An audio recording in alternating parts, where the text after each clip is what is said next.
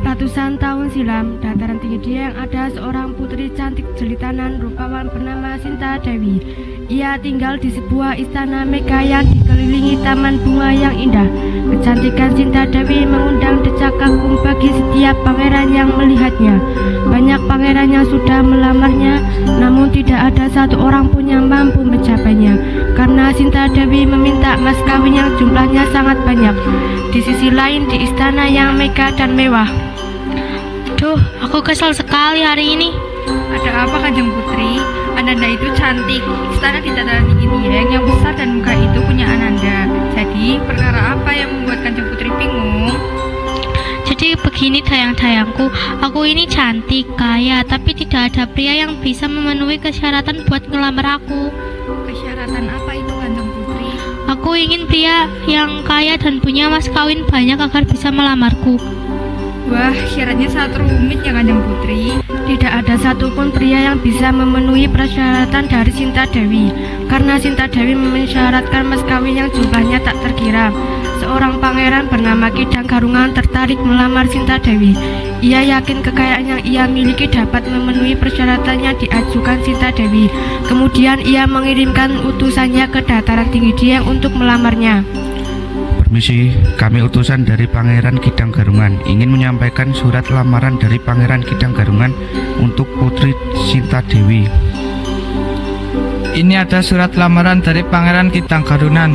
Dan ini ada emas dari Kidang Garungan. Pangeran tahu jika Putri Sinta Dewi suka kepada pria yang kaya. Ya sudah, nanti saya sampaikan kepada Putri Sinta Dewi. Kanjeng Putri, ini ada surat lamaran dari Pangeran Kidang Garungan. Putri Sinta Dewi berpikir sejenak. Pangeran kaya raya yang akan meminanya ini pastilah seorang yang tampan dan berwibawa. Jika tidak, pasti tidak akan melamarnya. Dayang-dayangku, rasanya baru kemarin aku cerita perkara katresnan, akhirnya ada pria yang kaya yang sanggup melamarku. Senang hatiku. Wah, saya juga ikut senang mendengar kabar itu Kanjeng Putri. Lalu Putri Sinta Dewi menghampiri utusan dari Pangeran Kidang Garungan. Jadi kalian utusan Kidang Garungan? Ya, Kanjeng Putri, kita utusan dari Pangeran Kidang Garungan yang disuruh menyampaikan surat lamaran darinya untuk Ananda. Jadi aku menerima lamaran dari pangeran, tapi pangeran harus membawakan lebih banyak emas dan barang lagi. Siap Kanjeng Putri, pesan Ananda akan kami sampaikan kepada Pangeran Kidang Garungan.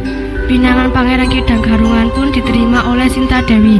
Pada akhirnya ada pria yang sanggup akan persyaratan dari Sinta Dewi. Pangeran Kidang Garungan, kita ada kabar untuk Ananda. Putri Sinta Dewi nerima lamaran itu, namun ada syarat dari Putri Sinta Dewi.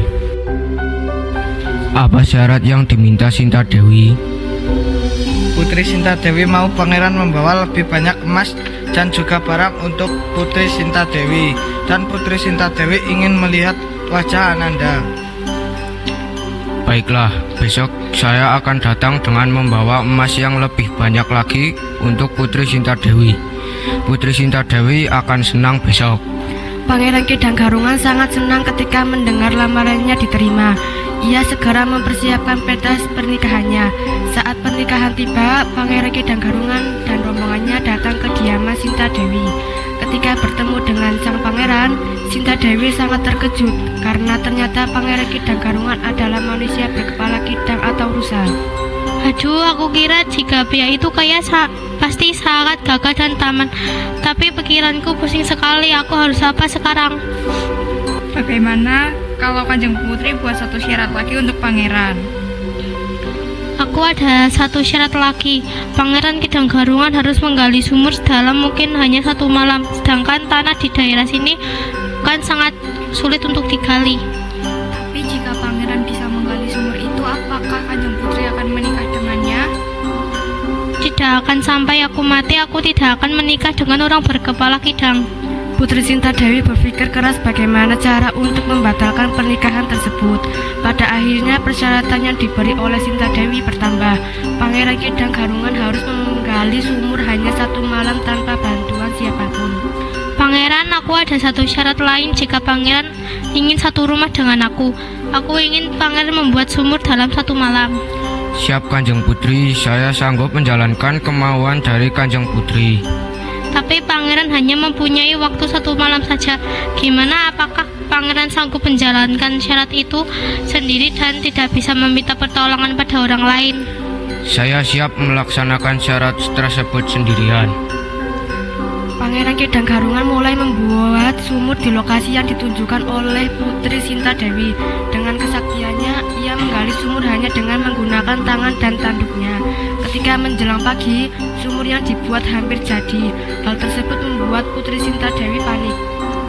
Duh, bagaimana ini, aku harus melakukan apa lagi biar tidak jadi menikah dengan Pangeran Kidang Garungan? Aku tidak mau mempunyai pria yang berkepala kidang. Putri Sinta Dewi mengarahkan pengawalnya untuk menimbun tanah yang sedang digali Pangeran Kidang Garungan. Pangeran panik ketika tiba-tiba saja tanah mulai longsor dan menimbunnya.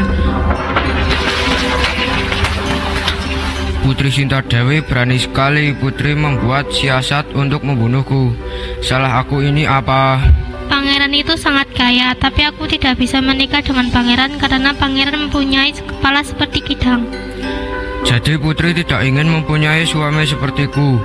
Kalau seperti itu, Putri akan merasakan apa yang saya rasakan. Anak dan keturunanmu akan mempunyai rambut gimbal. Pangeran Kidang Garungan tewas tertimbun tanah. Sumur yang meledak itu lama-kelamaan menjadi sebuah kawah yang kemudian dinamakan Sekidang. Sampai sekarang dataran tinggi Dieng banyak orang mempunyai rambut gimbal seperti kutukan Pangeran Kidang Garungan.